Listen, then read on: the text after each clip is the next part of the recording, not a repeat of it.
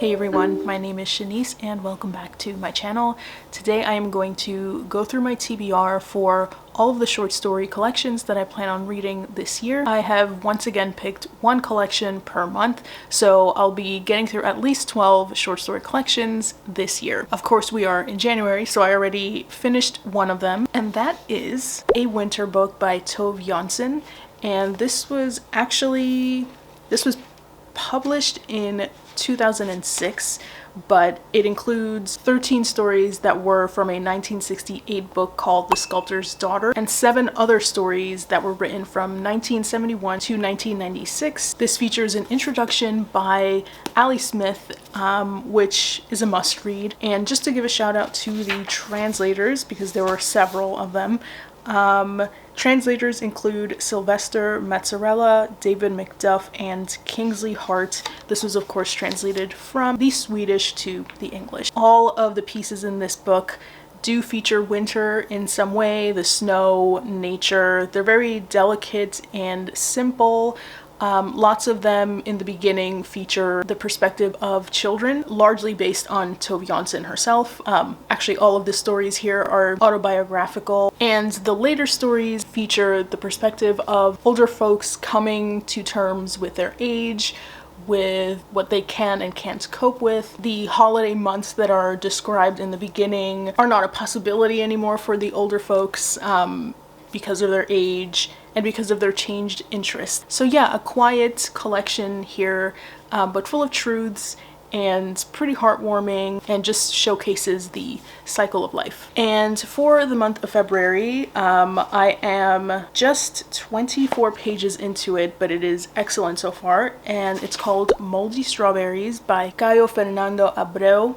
And this was translated from the Portuguese by Bruna Dantas Lobato. These are 18 very short stories that navigate a Brazil affected by the AIDS epidemic. These are stories that feature junkies, failed revolutionaries, poets and artists, and all of them face some sort of inward and or outward challenge. And so far in reading this has kind of reminded me of the bubbling narration style of Akabe Akbar, where it just has such forward momentum. You feel propelled into each new sentence. They're kinetic and just really surprising in the best of ways if you like language. They also are a little bit anxious and meandering. For example, we have this one very long sentence. Abreu, he says, "I've been getting anxious, my friend. Dear old word, that one. Anxiety, 2 decades of everyday life, but I have something tight here in my chest. A tussle, a thirst, a heaviness.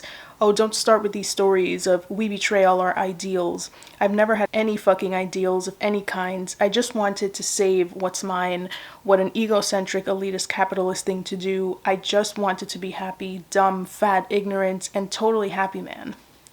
So that's just a little taste of what you can expect in Moldy Strawberries. Alright, then I'm very excited for March's pick, which finally I'm getting to. It is Nocturnes by Kazuo Ishiguro. I love this man. He's one of my favorite authors, so it's about time that I picked this one up.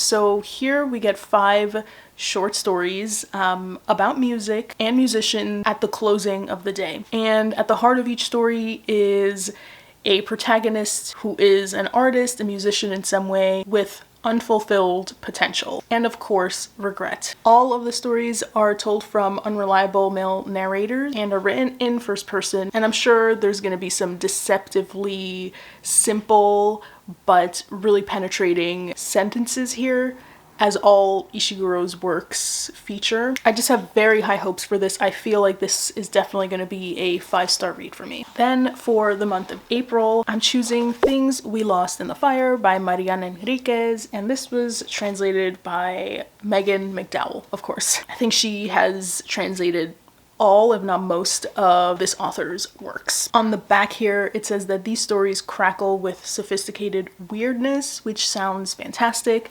I've seen this be compared to Cortázar and also Shirley Jackson, who is one of my favorite authors too. And here we get a lot of stories set in contemporary Argentina, and they juxtapose the vibrance of daily life with the violence and crimes that exist exist underneath it all. So it seems like this is going to be hypnotic and grotesque. And so in May, I'm going to be reading Lucky Breaks by Evgenia Belarusets. This was translated from Russian by Eugene Ostashevsky. And so let me just read you a really fantastic description from The New Yorker. So they said, published in Ukraine in 2018, these surreal short stories by a noted photographer probe the experiences of women from the Donbass region, many of whom fled the separatist conflict that erupted in 2014 and now live as refugees in Kiev. The stories, ethnographic in perspective but Gogolian in register, gravitate toward inexplicable disappearances, repressed memories, and phantasmagoria. Belarusets writes of the deep penetration of traumatic historical events into the fantasies of everyday life and richly evokes the fatalistic humor of her marginalized characters, one of whom observes, "If you had the luck to be born here, you take things as they come." Of course, anything set in Ukraine is just very relevant now. This is going to be very affecting, I foresee. And those are the physical collections that I own, and actually once I get through May, I will have finished all of the short story collections on my own physical TBR shelf. So that's going to be exciting. And so for June, I will be reading Gods of Want by Kaiming Chang. Maybe I'm dumb, but it took me a little while to realize that Kristen Chang of Past Lives, Future Bodies, the poet, is Kaiming Chang. Took me a while, but I finally got it now, and I loved that poetry collection, and so obviously I want to read whatever she writes. This is a collection of 16 stories centered on Asian American women. It features a surrealist take on immigration, ghosts, the quotidian, queerness. There are uncanny elements here, there are fabulous elements here, and the stories explore the theme of memory. So kind of checks all of my boxes, and I trust poet novelists, I think, more than anyone. I think they are remarkable at what they do, and they really know the value of economy on a sentence level, while still managing to describe such vivid images. Very excited for this one. Then for the month of July, I'm going to be reading Sabrina and Karina by Callie Farhado and Steen. This was published in 2019 and features 11 stories. And so if you've noticed, a lot of the books that I choose, the collections here are just in general, place and memory are key. I love that. And so this is no different. Here we have 11 stories that are set in Denver, Colorado, and feature a cast of women. All of them are Latinas of indigenous ancestry. And I had to read a description that I saw online.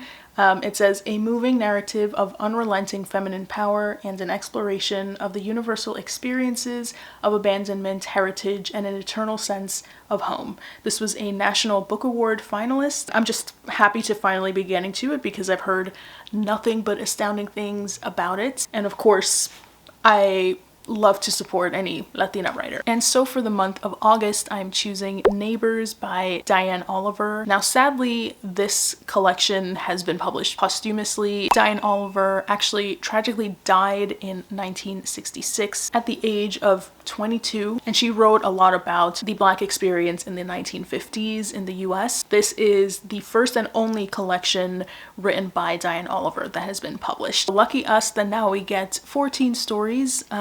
Here they explore what it was like to live in the Jim Crow South. And not for nothing, it has a very beautiful and eye-catching cover, which is honestly how I came across it. The Center for Fiction has these weekly newsletters, and I remember seeing the cover and I was like, I need to read this. And luckily it just sounds fantastic, and has a vibrant history attached to it too. Yet another collection that I've heard a lot about, a lot of great things about specifically, and one that, you know, is relevant, as is the Belarusets collection from Ukraine.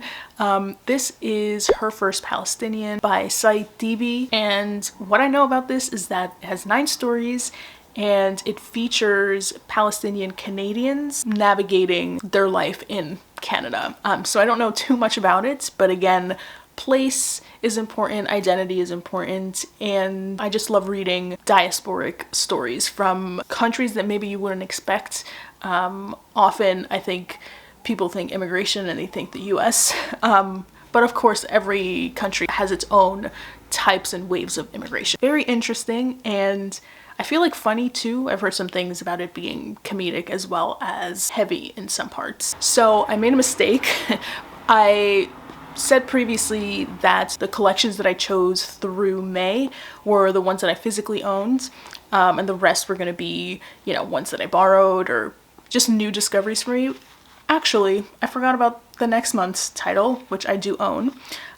It is Kurt Vonnegut's Welcome to the Monkey House. These are 25 short stories. It's quite a chunky collection. This is supposed to feature a lot of genres, so there are some futuristic elements here, some satiric elements. It's said to feature a lot of audacious humor. There are wartime epics. There seems to be like an interwoven element to these stories. They might be linked. These stories are going to be revelatory in some way about 20th century life. It is Kurt Vonnegut after all, and I haven't read anything other than Slaughterhouse-Five from him. And yeah, with this one, I will actually have read all of the short story collections on my physical TBR shelf. Then for the month of November, I am picking another poet novelist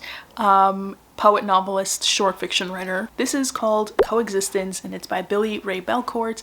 They wrote A Minor Chorus, which I read last year, which is one of my favorites of the year. Check out that video linked above. Majestic writer, just majestic writer. I can't stress that enough.